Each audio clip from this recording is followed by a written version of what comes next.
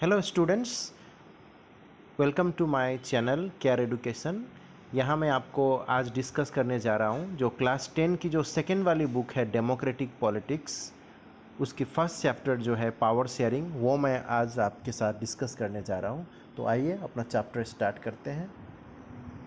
Sharing तो students, ये power का मतलब क्या होता है आप सभी को पता होगा कि कुछ करने की क्षमता। जैसे हमारे चीफ मिनिस्टर है, हमारे प्राइम मिनिस्टर है, हमारे एमएलए एमपी हैं, इन लोगों के पास बहुत सारी पावर होती हैं और जो पावर का ये इस्तेमाल करके ये हमारे देश को चलाते हैं। अब इस शेयरिंग का मतलब क्या होता है? शेयरिंग का मतलब होता है किसी भी चीज़ को बांटना। ये बहुत इजी कॉन्सेप्ट है, आप सभी को पता है। तो ये पावर शेयरिंग की ज़रूरत क्या है, इसी के बारे में हम इस चैप्टर में पढ़ेंगे। तो पावर एक ऐसा चीज़ है जिसके पास में होता है, वो कभी बांटना नहीं चाहता। अगर उससे पूछा जाए कि आपको बांटना है, तो जिसके हाथ में पावर होगा वो कभी नहीं चाहेंगे कि वो पावर बांटना है। जैसे पुराने ज़माने में राजा महाराजा थे, उनके हाथ में बहुत पावर होती थी और वो कभी भी अपना पावर किसी के साथ बांटते नहीं थे। जब भी उनका मन करता था किसी को पनिश करना है तो किसी को पनिश कर दिए, कोई राज्य पे हमला करना है तो हमला करवा दिए, टैक्स लगाना है तो टैक्स लगवा दिए, है ना। तो ये पावर इसी तरह का चीज़ है। तो इस पूरे चैप्टर में हम दो एग्जाम्पल्स लेंगे और ये दो एग्जाम्पल्स की तरह से हम जानने की कोशिश करेंगे कि ये पावर शेयरिंग क्यों ज़रूरी है ना। तो आइए हम शुरू करते हैं पहले बेल्जियम से। तो ये बेल्जियम एक बहुत ही छोटी सी कंट्री है जिसकी पॉपुलेशन जो हमारे यहाँ की हरियाणा है, हरियाणा से भी कम है। 1 करोड़ की पॉपुलेशन है, लेकिन ये 1 करोड़ की पॉपुलेशन में भी जो पॉपुलेशन का जो डिवीज़न है, जो एथनिक कंपोजिशन है, वो कुछ अलग तरीके की है। तो देखिए, ये जो 59% है, ये कौन है? ये डच स्पीकिंग है और ये रहते कहाँ है? तो ये फ्लेमिश रीजन में रहते हैं। अभी फ्लेमिश रीजन है कहाँ? तो आइए दिखाते हैं आपको। ये देखिए, आप इसमें देखने से पता चलेगा आपको कि ये जो फ्लेमिश रीजन है, ये येलो वाला पार्ट जो है, ये पूरा फ्लेमिश रीजन है। और इसमें कौन रहते हैं? तो इसमें रहते हैं आपका डच स्पीकिंग लोग रहते हैं, ठीक है। अभी नेक्स्ट वाला जो पॉपुलेशन है वो 40% पॉपुलेशन है, वो कहाँ रहते हैं? वलोनिया रीजन में रहते हैं। अभी वलोनिया रीजन कहाँ है? तो ये जो रेड वाला पार्ट है, ये जो रेड वाला पार्ट है, ये आपका वलोनिया रीजन है। ये रेड वाला पार्ट, ये वलोनिया रीजन है। और यहाँ पे कौन रहते हैं? यहाँ पे रहते हैं फ्रेंच स्पीकिंग लोग, ठीक है। अभी अभी और एक रीजन है जो है आपका जर्मन स्पीकिंग रीजन। ये वाला रीजन में कौन रहते हैं? जर्मन स्पीकिंग लोग रहते हैं, जिनका पॉपुलेशन जो है सिर्फ 1% है, 1% है। अभी बाकी जो कंट्री है, बाकी जो प्रॉब्लम है इसका इस देश में, वो प्रॉब्लम है ये ब्रसेल का लेकर। ये ब्रसेल दिख रहा है आपको? ये वाला, ये जो ऑरेंज कलर का है, ये है ब्रसेल, जो इसकी कैपिटल है। अभी कैपिटल में क्या प्रॉब्लम है? देखिए, पूरे फ्रांस में, पूरे ब्रसेल में जो फ्रेंच स्पीकिंग लोग हैं वो कितने परसेंट है? 40% है, जो हमने यहाँ पे देखा है। ये पूरे बेल्जियम में 40% लोग हैं जो फ्रेंच है। लेकिन ये जो ब्रसेल है, यहाँ में फ्रेंच स्पीकिंग लोग की संख्या हो जाती है 80%, डायरेक्ट डबल। मतलब पूरे देश में ये सिर्फ 40% है, लेकिन ब्रसेल में जो है इनकी पॉपुलेशन कितनी हो जाती है? 80%। ये देखिए। और ये जो डच स्पीकिंग है, ये पूरे देश में जो डच स्पीकिंग पॉपुलेशन है वो है 59% की, लेकिन जैसे ये कैपिटल आते हैं ये बन जाते हैं माइनॉरिटी, 20%। तो यही है प्रॉब्लम इस देश में कि जो पॉपुलेशन पूरे देश में मेजॉरिटी में है, वो कैपिटल में आके माइनॉरिटी हो जाती है। और जो पूरे देश में माइनॉरिटी है, जैसे ये हमने देखा कि डच स्पीकिंग लोग, ये यहाँ आके माइनॉरिटी हो जाते हैं। तो अब इसके लिए क्या हुआ कि जो माइनॉरिटी लोग हैं उन्हें सब कुछ पहले मिला, शिक्षा का अधिकार भी पहले मिला, प्रॉपर्टी राइट्स वगैरह भी पहले मिला। तो ये जो था, ये 1950 और 1960s के अंदर इन दो कम्युनिटीज़ के बीच में प्रॉब्लम होना स्टार्ट हो गया, ठीक है। तो अभी बेल्जियम को हम यहीं पे रोकते हैं। अभी हम आते हैं श्रीलंका में। तो श्रीलंका में किस तरह का प्रॉब्लम है? तो श्रीलंका एक छोटा सा देश है जब भी हम लोग भारत का मानचित्र बनाते हैं, भारत का मैप बनाते हैं, तो उसके अंदर एक छोटा सा लड्डू बना देते हैं और ये लड्डू आपका हो गया श्रीलंका। लेकिन ये दिखने में छोटा है, लेकिन इस कंट्री में भी बहुत सारा प्रॉब्लम है। तो देखिए क्या है, तो श्रीलंका भी एक बहुत छोटा सा देश है जो हमारे तमिलनाडु के आसपास ही है। इसका पॉपुलेशन जो है आपका 2 करोड़ है, हरियाणा के जैसा ही है। लेकिन इसका पॉपुलेशन कंपोजिशन क्या है, देखिए यहाँ का जो मेन कम्युनिटी है वो है आपका सिन्हाला कम्युनिटी। ये आप मैप में देख सकते हैं, ये जो मैप है ये देखिए सिन्हाला कम्युनिटी। ये जितना भी येलो कवर्ड एरिया है, येलो वाला जितना भी एरिया है, सब में रहते हैं ये सिन्हालीस, ठीक है, जिसके टोटल पॉपुलेशन कितनी है 74%। 74% लोग कौन है, सिन्हालीस है, ठीक है। इसका मैं आपको फ्लो चार्ट दे दूंगा। अभी सिन्हालीस भी 2 तरह की है, 2 इनकी है रिलीजन है, एक तो हो गए बुद्धिस्ट और दूसरा हो गए क्रिश्चियन, ठीक है। अभी और एक पॉपुलेशन है तमिल्स। तमिल के पॉपुलेशन कितनी है 18%। तो ये तमिल कहाँ रहते हैं, ये देखिए आप, ये तमिल्स भी है वो 2 तरह की है, एक है इंडियन तमिल और एक है नेटिव तमिल। तो जो इंडियन तमिल है जिसके ओरिजिन इंडिया है वो 5% है, और जो आपकी नेटिव तमिल है, वहाँ की लोकल तमिल है, उनकी पॉपुलेशन है 13%। और ये जो पूरे तमिल है ये तीनों धर्म के लोग हैं, इसमें हिंदूज भी है, मुस्लिम भी है और क्रिश्चियन भी है, ठीक है। तो ये हो गए तमिल के बारे में। ये यहाँ में दिया गया है, ये आपका इंडिया, ये जो है ये आपका श्रीलंकन तमिल है। ये जितना भी ऑरेंज कलर की जगह है यहाँ पे श्रीलंकन तमिल है, और ये इंडियन तमिल जो है ये सब हो गए इंडियन तमिल की जगह, जो स्कैटर्ड होकर के पूरे देश में फैले हुए हैं। उसके बाद आ गए कि अदर 17% जो है उसमें क्रिश्चियन आते हैं, जो तमिल भी है और सिन्हालीस भी है, ठीक है। ये जो मुस्लिम पॉपुलेशन जो है ये तमिल्स की, ये भी स्कैटर्ड हुई है। ये देखिए ये सब जो डॉट डॉट दिया हुआ है, आपको अगर ये देखेंगे तो आपको पता चल जाएगा कौन सी पॉपुलेशन कहाँ पे स्कैटर्ड हो गई है। तो ये मेनली यहाँ पे 3 तरह के पॉपुलेशन है, सिन्हाला 74%, तमिल्स 18% और अदर जो है वो हो गए 7%। तो इस 3 तरह का पॉपुलेशन को यहाँ पे दिखाया गया है। अभी ये तो हो गया पॉपुलेशन की बात। अभी प्रॉब्लम क्या है, तो श्रीलंका में कुछ ऐसा हुआ, Sri Lanka emerged as an independent country in 1948. The leaders of the Sinhala community sought to secure dominance over government by virtue of their majority. As a result of democratically elected government adopted the series of majoritarian measures to establish Sinhala supremacy. अभी जो सरकार जो थी, सरकार हमेशा तो majority की रहती है, माइनॉरिटी तो सरकार बना नहीं सकते। अभी मेजोरिटी जो सरकार थी वो सिन्हाला के ऊपर में बेस्ड कर गई थी, तो इसीलिए सरकार ने क्या किया, ये सिन्हाला कम्युनिटी का मेजोरिटी वो लोग स्थापित कर दिया पूरा देश में, और क्या बोला कि सिन्हाला के हिसाब से सब कुछ होगा, और जितना भी राइट्स थे, जितना भी मतलब कुछ अच्छा कर सकते थे, उन्होंने सिन्हाला के लिए किया और बाकी कम्युनिटी को नेग्लेक्ट कर दिया, ठीक है। तो अभी ऑफिशियल लैंग्वेज ही बना दिया सिन्हाला ऑफिशियल लैंग्वेज हो गया। अभी जो भी मतलब पॉलिसीज बना रहे हैं, जो भी गवर्नमेंट जॉब की पॉलिसीज हो, यूनिवर्सिटी में एडमिशन की पॉलिसी हो, कुछ भी हो, वो सारे पॉलिसी में इन्होंने सिन्हाला को अपना प्रिफरेंस दे दिया। और बुद्धिज्म के साथ इन्होंने क्या किया, बुद्धिज्म को इन्होंने अपना ये कर, they left that none of the major political parties led by Buddhist Sinhala leaders was sensitive to their language and culture.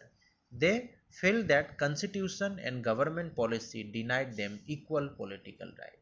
तो अभी जितने भी लोग थे दूसरे कम्युनिटी के सिन्हाला के अलावा, इनके मन में ऐसा आ गया कि ये जो सरकार है ये हमसे अगेंस्ट है, ये हमारे अगेंस्ट है और ये हमारे लिए कुछ नहीं करना चाहते हैं। बस यहीं पे प्रॉब्लम स्टार्ट हो गया कि इन्हें ऐसा लगने लगा, और ऐसा था भी, कि जो भी यहाँ पे अच्छा काम होगा वो सिर्फ सिन्हालिस के लिए होगा, और बाकी जैसे तमिल्स हो गए, मुस्लिम्स हो गए या इंडियन तमिल्स हो गए, इन लोगों के लिए यहाँ पे कुछ नहीं होगा। स्टूडेंट्स, तो हमने अभी तक बीमारी का पता लगा लिया कि आपका बेल्जियम में क्या प्रॉब्लम था। तो अभी हम देखेंगे कि कैसे हम इस प्रॉब्लम को सोल्व करेंगे और कैसे बेल्जियम ने इस प्रॉब्लम को सोल्व किया है। तो पहला जो बात उन्होंने क्या किया कि कॉन्स्टिट्यूशन जो था, constitution prescribes that the number of Dutch and the French speaking minister shall be equal in the central government. Some special laws require the support of majority of members from each linguistic group. Thus no single community can make decision unilaterally. So इन्होंने ये किया because इन्होंने अपने constitution को 4 बार बदला. 1970 से 1973 तक इन्होंने अपने कॉन्स्टिट्यूशन को 4 बार बदला और उसमें ये पहला बदलाव था कि जो नंबर ऑफ मिनिस्टर्स होंगे वो इक्वल होंगे, equal representation to both Dutch and French in the central government.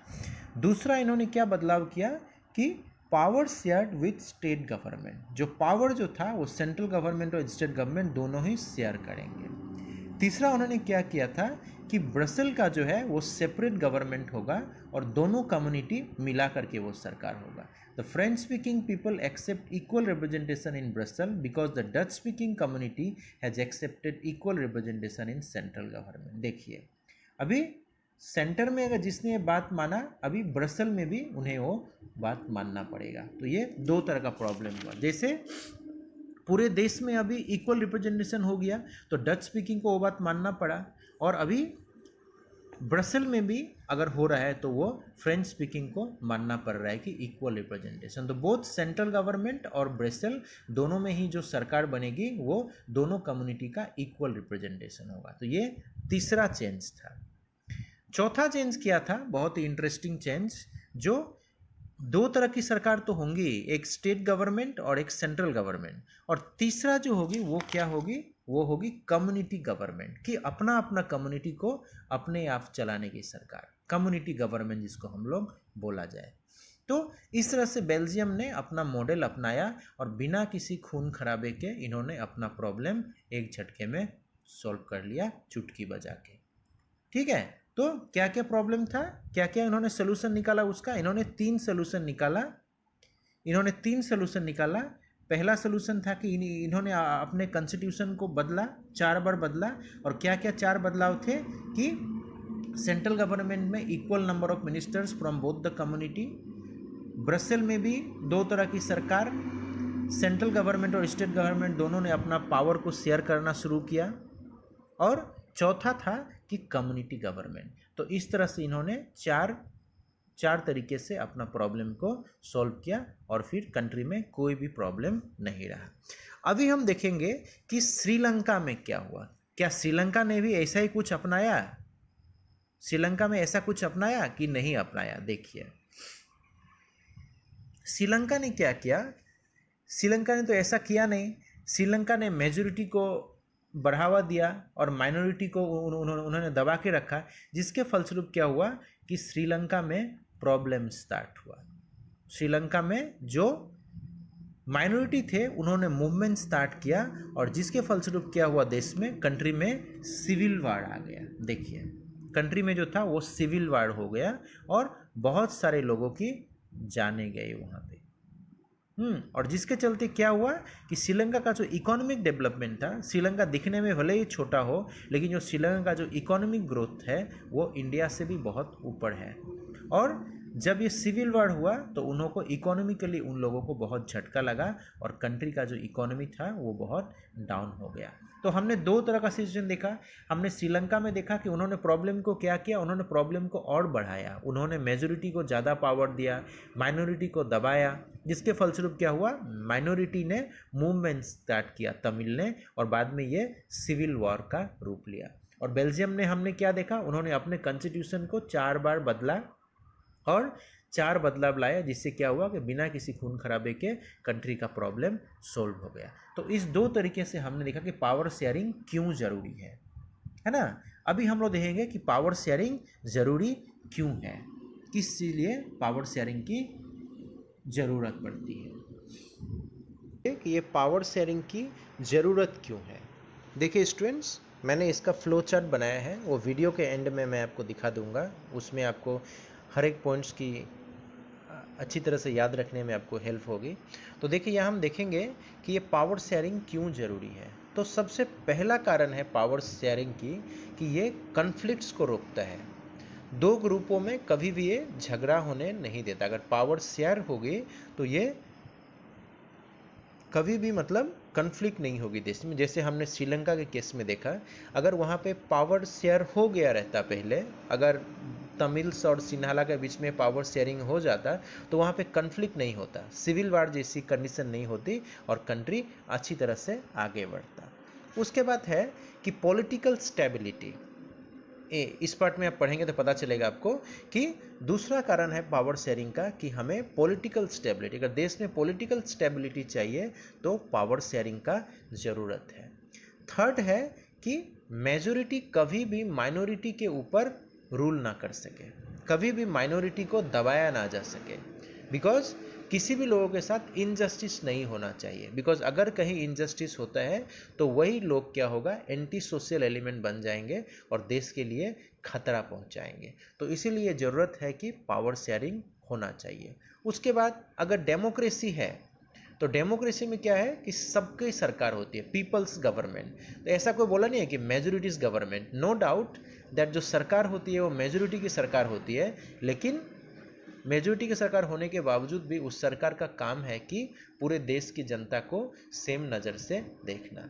जैसे अभी हमारे इंडिया में बीजेपी की सरकार है, मेजोरिटी की सरकार है, तो इसका मतलब ये नहीं है कि माइनॉरिटी को दबाया जाएगा। जब भी सरकार की कोई भी पॉलिसीज़ होती है तो वो पूरे देश के लिए होती है। तो ये था रीज़न जिससे हम कह सकते हैं कि पावर शेयरिंग क्यों ज़रूरत है। अभी पावर शेयरिंग करेंगे कैसे?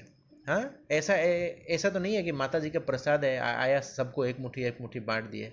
तो इसके लिए कुछ नियम नीति होंगे कि पावर शेयरिंग कैसे होना चाहिए। तो ये कुछ तरीके के पावर शेयरिंग का यहाँ पे एक्सप्लेनेशन किया गया है आपके बुक में।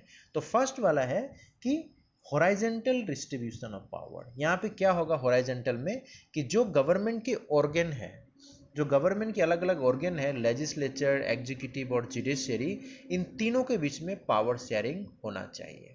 जैसे लेजिस्लेचर का काम है लॉज बनाना, वो अपना कानून बनाएंगे। एग्जीक्यूटिव का काम है उस लॉ को अप्लाई करना, और जुडिशियरी का काम है कि कहीं किसी के साथ इनजस्टिस ना हो वो देखना। तो इस तरह से ये पहला तरीका है जिससे पावर शेयरिंग हो सकता है।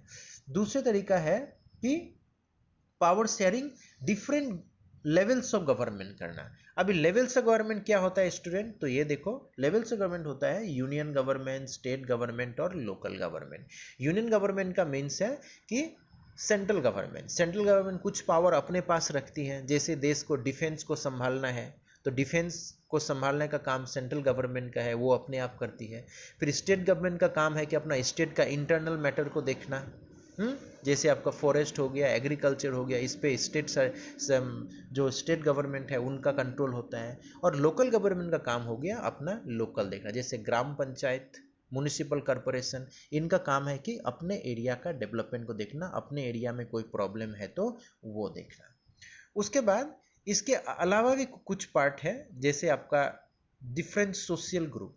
अभी हमारे देश में अलग अलग सोशल ग्रुप है, भाषा के आधार पर, धर्म के आधार पर, जाति के आधार पर।